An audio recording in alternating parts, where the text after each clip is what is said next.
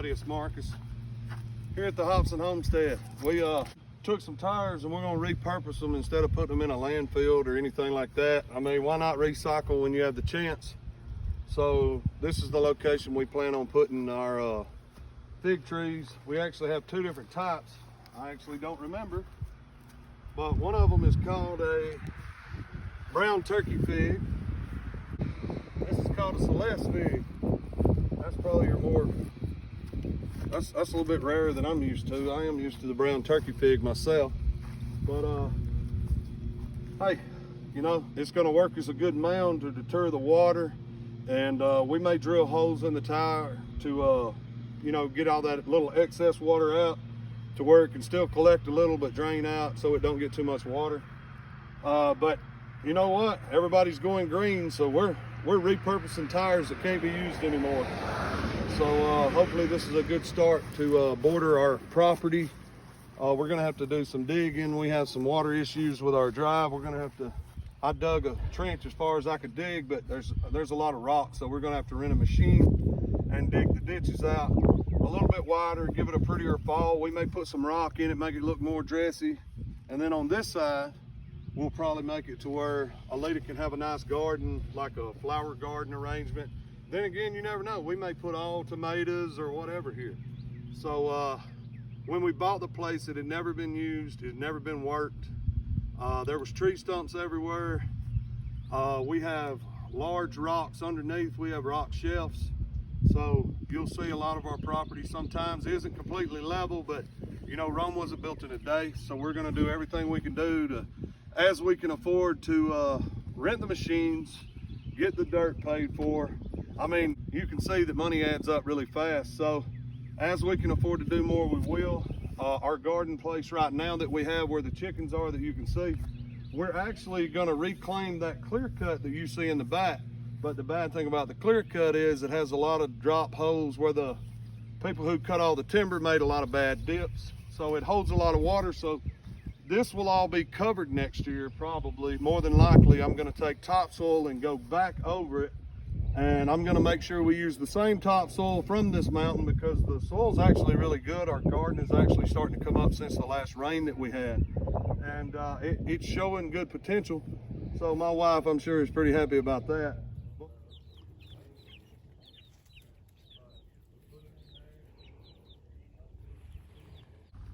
My sugar daddy peas are not up yet, but I've got collard greens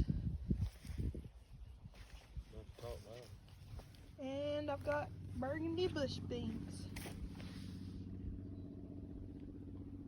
And with all the rain that's come through, everything's starting to pop up. Once we get the trenches put in here, the water should drain down. We're gonna bring a lot of the dirt that's already washed down the hill or where they pushed it with the loaders. We're gonna bring all that back. We're gonna try to level up the property, and then we're gonna add more gravel and chert, and hopefully soon one day have a nice barn area here so that we can use that. So everything is a work in progress, and we appreciate everybody watching. Please like and subscribe, share to your friends. Hey, help us do what we do, you know, support us. That's all we're asking for, somebody to support us. So as our garden grows, we would appreciate it for everybody that will to just follow along with us, and hopefully you can learn something from this as we learn as well. Marcus, what kind of potatoes do we have? They're supposed to be Adirondack blue potatoes, but whenever you collect them, they come out purple. And that's something new that she wanted to try. We have regular russet potatoes, which are actually coming up as well, quite a few places, but it looks like the purple potatoes are doing way better than the russet potatoes, way better. But the rain is really pushing them through the hay for sure. And then after they all start popping up more, we're gonna throw some more hay on top. Yeah, this don't have any hay.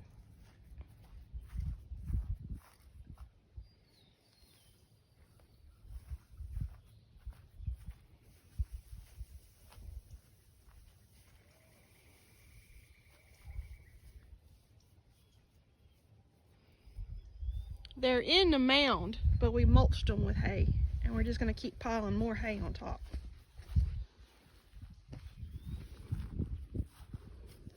They actually look really good, and the way they laid out come out perfect. And there's still plenty that I haven't uncovered yet, but I mean, they seem to be pushing up pretty good on their own. But I don't really want to disturb what's naturally taking place because I don't want to mess up the plant. But I've uncovered one that was really needing some help. And it looks like we have some here. But I don't really know where the disturbance is to really mess with it. Some of it's got a little bit thicker hay than other places. No, but if I can help it, I'd like to save as many as possible.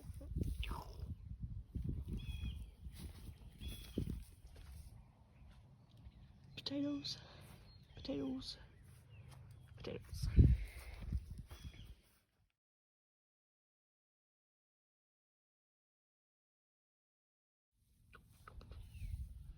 If there's a potato, and there should be. Following along, you know, keep watching us and seeing as our garden grows. It's May the 7th. It's after lunch sometime. We'll say 1 o'clock. We'll just say that. And we've been out here all morning, and it's 59 degrees, and it's supposed to be summertime, and it is not that summer right now. So it's actually pretty chilly. So we got out here and, well, we moved the chickens again. We fed the chickens the organic feed, but we also have a local friend of ours that has a restaurant that gives us free lettuce and vegetables that we can also repurpose with our chickens. Instead of them putting it in the garbage, we take the lettuce and the tomatoes and we feed them to our chickens, which we have more chickens on the way, so that was a good thing to go ahead and have started. We came out here, we moved the chicken pen. As you can see, there wasn't much grass where the garden was, so we actually started the chickens there first, and they've actually cleaned up. We've moved it 3 times, and they've cleaned it pretty good. And after this rain, we're actually starting to see actual grass growing up and hardly any dirt coming back. So we're actually going to repurpose all the chickens where we can in all of our bare spots as much as possible. But it is one chilly day that was unexpected. But we were able, if you'll just pan around this way. A chilly day in May. A chilly day in May, that's right. So we were able to repurpose more tires. Luckily, I'm a truck driver, and hey, I couldn't get us a whole lot of tires. But instead of filling up landfills, as I said before, we repurpose them, and we're actually gonna put flower gardens in them. We may grow tomatoes in them. We have our peppers, everything. We try to recycle as much as we can because we're also trying to save that dollar anywhere we can, and it also may help somebody else save the money. My garlic and my radishes. That bed hasn't been completely finished yet. We're actually on the way to put some more compost on that. There's my peppers. Because it looks fine. There's my herbs I'm going to put in this one. My herbs. But as you can see, we have a lot of ground that we are going to take over eventually. It just takes a lot of time. We have great neighbors that have a lot of cows around us, and hopefully we'll be able to meet them in the middle somewhere one day down the road. Maybe, you never know, but hopefully we can somehow get us some cows one day. So that's it. That's all I know. Stop it. I shut up for a second. I was like, hey everybody. We had we might as well say a family friend getting rid of some scuppernong vines and some muscadine vines. And they kind of got mixed up on the way here to the house, and I couldn't remember which vines were which because they were in 2 different buckets. And I just found a place that I knew had some good water source and some pretty good soil. And it was late one night, so I'm just digging and putting them out of the way because we have a lot of work, as y'all know, to do before our place gets exactly the way we need it. But they were all dead and dying, and I said, hey, why not just see if we can't rescue them? He didn't want them. He threw them on the ground and told me to come get them. So I came and got them, and we actually have brand new sprouts on this dead root that we were so worried wasn't going to come up. This vine has actually sprouted new growth. Some of them are still not showing any growth, but hey, if they don't make it, we haven't lost anything because we didn't pay nothing for them. But it was very nice of him to donate these to us. And I don't know if that one's gonna make it. It's kind of busted and twisted. It probably happened during the tractor ripping it up or whatever.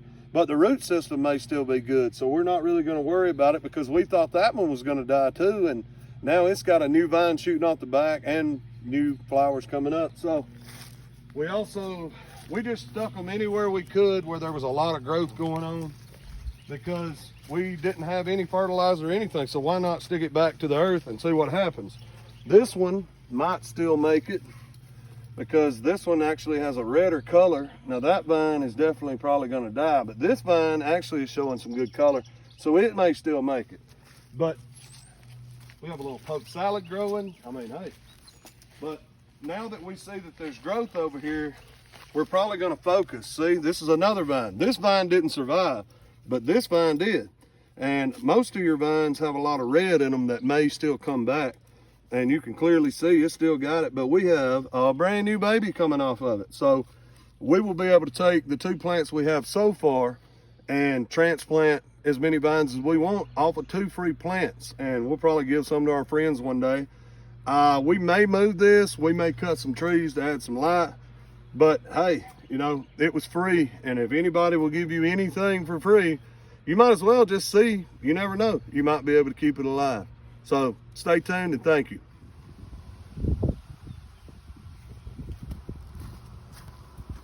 Hey, speaking of free things, along with our muscadines and the scuppernines, scuppernong, I think is the actual pronunciation of it. Hopefully we save the scuppernongs, but we may end up with just muscadines. It doesn't matter. But along with other free things, we actually had a friend that bought a place one time that had some blueberry bushes that he didn't want anymore. And he told us if we'd come and dig them up, that we could have them. Well, it's not exactly where we want it now that all the leaves are growing, but we knew that there was gonna be all the construction that was gonna take place. So therefore we put it in a safe place that we knew we weren't gonna dig. We had 5, 1 didn't make it, but we were a little worried about these. I came out here and clipped some of them during the winter, and it's actually looking pretty good. This one doesn't have any berries, but that could be because, oh, we do have some berries here, right there coming up. I'm sure the birds are taking their part of it, and we have, this one seems to be doing better than all of them. That's an offshoot. Yep, that right there is an offshoot. It's of the same, no, that's an offshoot. So, I mean, along with everything that people are saying, you know, they're paying for this and paying for that. If you can save a penny, why not? So we ended up with 4 blueberry bushes, and we will be able to transplant all the shoots and all the sprouts that come from it. But as you see, they made it. So we'll either keep them here or these will probably stay here. And I'll just open up some sun, and as they kick the shoots off, my mother has a bunch of blueberry bushes, and we can get shoots from her, and we can just plant them all over. Our family loves blueberries, and as far as I know, a lot of people love them, some hate them, but that's just another addition to our little mini farm homestead deal. So, and we're gonna have raspberries and no telling what. But hey, if somebody offers you something for free, why not at least give it a shot? Whether you have a green thumb or not, it's still worth it because you may get a good yield off of it.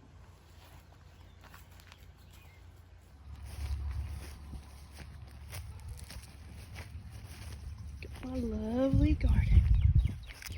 All my radishes.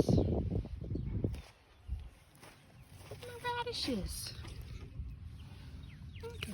I've got watermelon radish and pink beauty. Pink beauty are the smaller ones.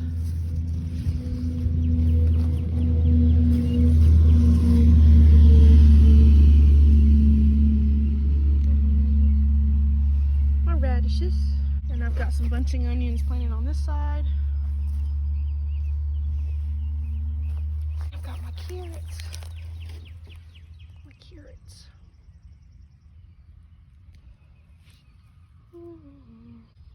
Short and sweet. And then my spinach. Probably next week I'll be able to pick off some baby spinach. Maybe. I don't know. Won't be enough for a salad. We'll let it get bigger. And then we got our kale. We'll have to thin some of this out. Unless I do, I guess, the baby greens, but oh, there's the kale.